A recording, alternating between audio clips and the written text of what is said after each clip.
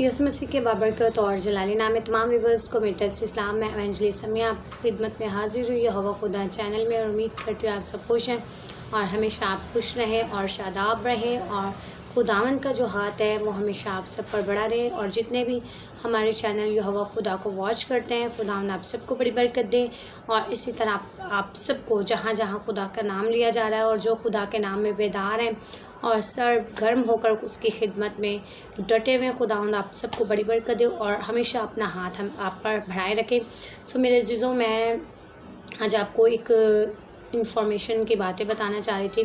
मैं चाह रही थी कि बाइबल जो है हमें टाइम नहीं मिलता हम रीड करें, और बहुत सारे ऐसे नौजवान बेटे और बेटियां जो बाइबल रीड नहीं करते, और अगर करते भी तो हमारे माइंड से अक्सर जो है बाइबल हम रीड करके भूल जाते हैं।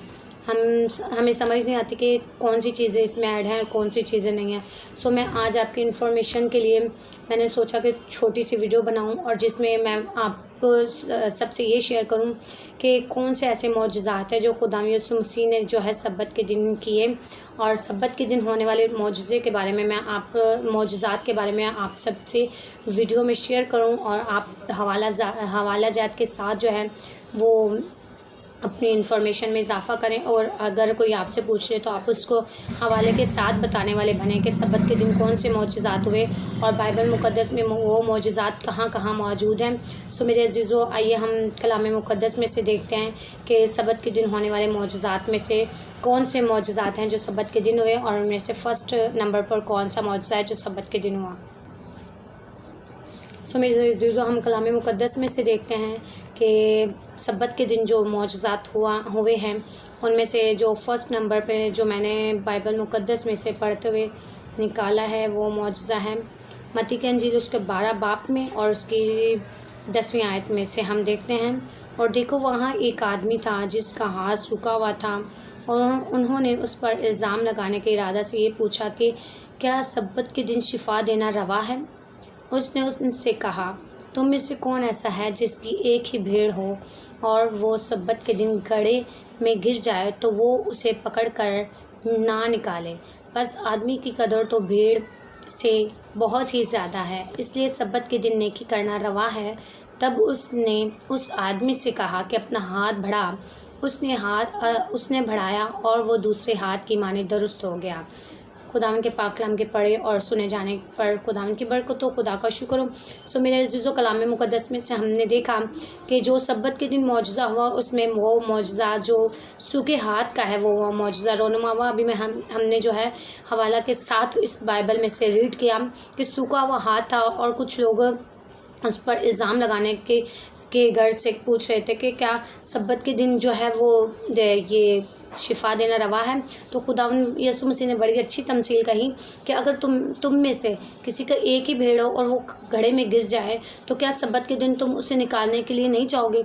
इसी तरह खुदावन यीशु मसीह ने उस सूखे हुए हाथ वाले आदमी को जो है सब्बत के दिन शिफा दी, और उसका जो हाथ था, जो सूखा हुआ हाथ था, जिस तरह हमारे दोनों सेम है हाथ होते हैं, उसका एक हाथ समझे कि सूखा हुआ था, यूँ इस तरह से लगा लें, और एक हाथ बिल्कुल दुरुस्त था।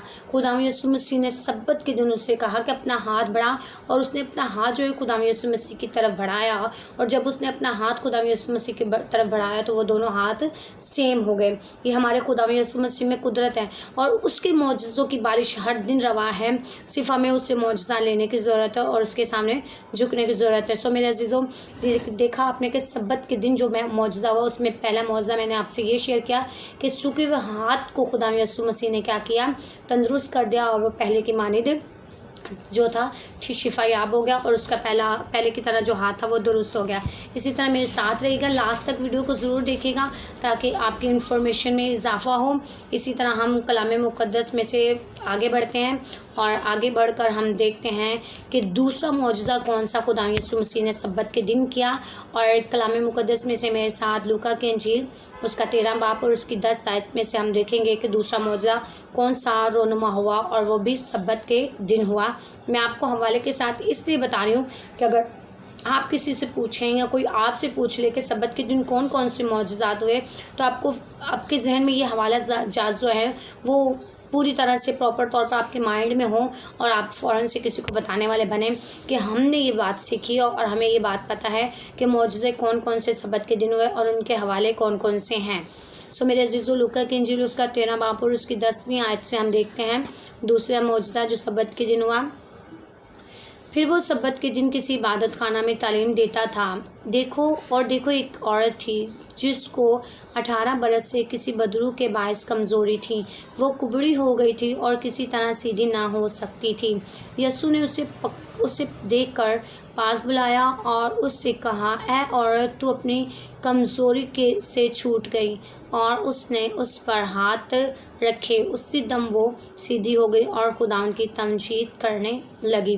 खुदावन के पाक कलाम के पढ़े और सुने जाने पर खुदावन की बरकत हो, खुदा का शुक्र हो। सो मेरे अजीज़ों, हमने कलाम मुक़द्दस में से ही दूसरे मौजज़े के बारे में सीखा जो कि सब्बत के दिन हुआ। एक औरत जो इबादत खाना में आती थी, वो बदरू के बायस जो थी कुबड़ी हो चुकी थी और कुबड़ी होने के बायस जो थे उसमें बहुत कमज़ोरी थी। और बहुत सारी ऐसी ज़िंदगियां हैं जिनको बदरूहों ने अपनी गिरफ्त में किया हुआ है और वो बदरूहों की गिरफ्त से सिर्फ यीशु नाम के वसीला से ही छूट सकते हैं। और खुदा यीशु मसीह ही है जो उन पर मौजज़ाना बारिश कर दे और उनकी हर तरह की बीमारियां दूर हो जाए। इसी तरह वो कुबड़ी औरत जो थी बदरू के बायस कमज़ोर थी और वो ठीक नहीं हो पा रही थी।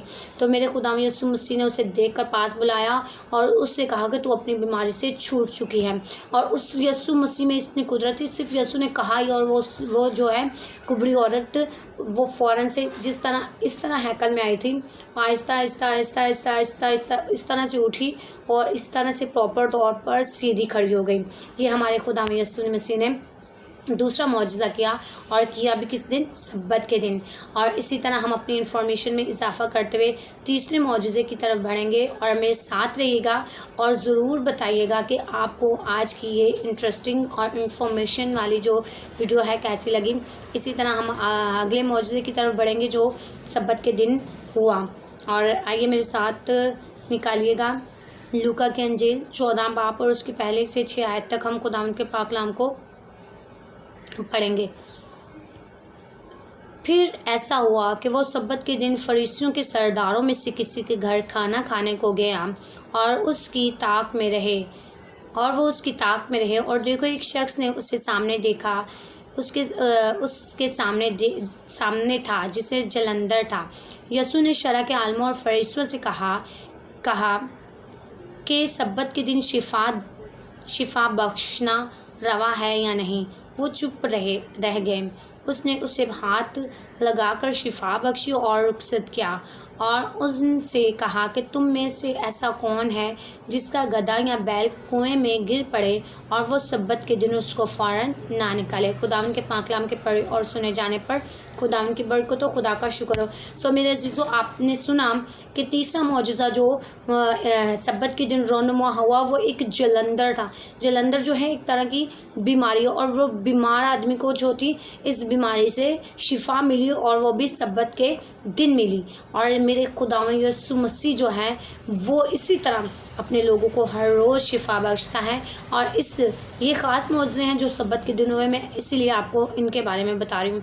और वो बीमार जो था जलंधर जैसी बीमारी से जो था शिफा पा गया और सब्बत के दिन उसे शिफा मिली। और इसी तरह हम आगे बढ़ेंगे और देखते हैं कि चौथा मौजज़ा जो हमारे खुदा यीशु मसीह ने किया वो कौन सा है। और कलाम मुक़द्दस में आगे बढ़ते हैं, यूहन्ना की इंजील में जाएंगे और यूहन्ना की इंजील में से देखेंगे कि चौथा मौजज़ा जो हमारे खुदा यीशु मसीह ने रोनुमा किया सब्बत के दिन वो कौन सा है।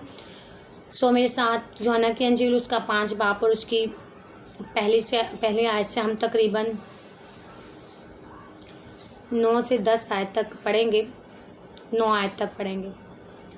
इन बातों के बाद यहूदियों की एक ईद हुई और यीशु यरूशलेम को गया। यरूशलेम में भीड़ दरवाज़े के पास एक हौज़ है जो इब्रानी में बैत हज़दा कहलाता है और उसके 5 बरामदे हैं। उनमें बहुत से बीमार और अंधे और लंगड़े और पसमुर्दा लोग जो पानी के हिलने के मुंतज़िर होकर पड़े थे, क्योंकि वक्त पर खुदावंद का फरिश्ता हौज़ पर उतरकर पानी को हिलाया करता था। पानी हिलते ही जो कोई पहले उतरता सो शिफा पाता। कि जो कुछ बीमारी क्यों ना हो, वहाँ एक शख्स था जो 38 बरस से बीमारी में मुब्तला था। उस को यस्सु ने पड़ा देखा और ये जानकर कि वो बड़ी मुद्दत से इस हालत में हैं, उसने उससे कहा, क्या तू तंदुरुस्त होना चाहता है? उस बीमार ने उसे जवाब दिया, ऐ खुदावन, मेरे पास कोई आदमी नहीं कि जब पानी हिलाया जाए तो मुझे हौज़ में उतार दे, बल्कि मेरे पहुँचते पहुँचते दूसरा मुझसे पहले उतर पड़ता है। यीशु ने उससे कहा, उठ और अपनी चारपाई उठा कर चल फिर। वो शख्स फ़ौरन तंदुरुस्त हो गया और अपनी चारपाई उठाकर चलने फिरने लगा। खुदावंद के पाक कलाम के पढ़े और सुने जाने पर खुदावंद की बरकत हो, खुदा का शुक्र हो। सो मेरे अजीज़ों, ये था चौथा मौजज़ा जो मेरे खुदावंद यीशु मसीह ने सब्बत के दिन किया। सो आपने सुना कि 38 बरस का बीमार था और वो बाकी लोग तो हिलजुल कर हौज़ तक पहुंच जाते थे, लेकिन वो जो 38 बरस का बीमार था उसमें इतनी ताकत नहीं थी कि वो उस हौज़ के किनारे उस हौज़ तक पहुँचता और फ़ौरन पहुँच कर शिफा पा जाता। सो खुदावंद यीशु मसीह ने उसे पड़ा देखा। बाकी सब लोगों के लिए फरिश्ता आता था और पानी हिलाता था और वो लोग शिफा पाते थे, लेकिन इस 38 बरस के बीमार के लिए खुदावंद यीशु मसीह खुद आए और उसे पड़ा हुआ देखा। तो खुदावंद यीशु मसीह को इस बात का इल्म था कि वो काफ़ी अरसा से यहाँ पड़ा है। तो खुदावंद यीशु मसीह ने कहा, क्या तू, उससे जवाब दिया, ऐ खुदावंद मेरे पास, खुदावंद ने कहा, क्या तू तंदुरुस्त होना चाहता है? उसने कहा कि ऐ खुदावंद, मेरे पास कोई ऐसा नहीं है जो मुझे हौज़ के पास ले जाए और इससे पहले कि मैं हौज़ तक पहुँचूँ, मुझसे पहले ही कोई पहुँच कर शिफा पा जाता है। सो मेरे अजीज़ों, अगर खुदावंद की निगाह हम पर हो तो वो हमारे पास पहुंच जाता है। हमें ज़रूरत है कि अपने मौजज़े को रिसीव करने के लिए उसे पुकारें। सो मेरे अजीज़ों, ये चौथा मौजज़ा है। पहला हमने मौजज़ा देखा कि सूखा हाथ जो था वो ठीक हो गया और कुबड़ी औरत ठीक होगी और जलंधर की बीमारी ठीक हो गई आदमी की। और यहाँ जो है चौथा मौजज़ा हमने पढ़ा कि जो हौज़ के पास 38 बरस का बीमार था वो शिफा पा गया। और मैंने आपको जितने मौजज़े बताएं सब मैं आपको हवाला के साथ बता रही हूँ, ताकि आपको आगे किसी को बताने में या किसी से पूछने में प्रॉब्लम ना हो, आप हवाले के साथ बात कर सकें। सो मेरे अजीज़ों, इसी तरह हमें खुदावंद में बढ़ना चाहिए। और बाइबल एक ऐसा कुलिया है हमारे पास और इसमें ज़िंदगी के हर मोड़ के बारे में लिखा है। और आखिरी जो मैंने हवाला जो है वो निकाला है और वो भी सब्बत के दिन शिफा हुई है। सो हम आइए देखते हैं।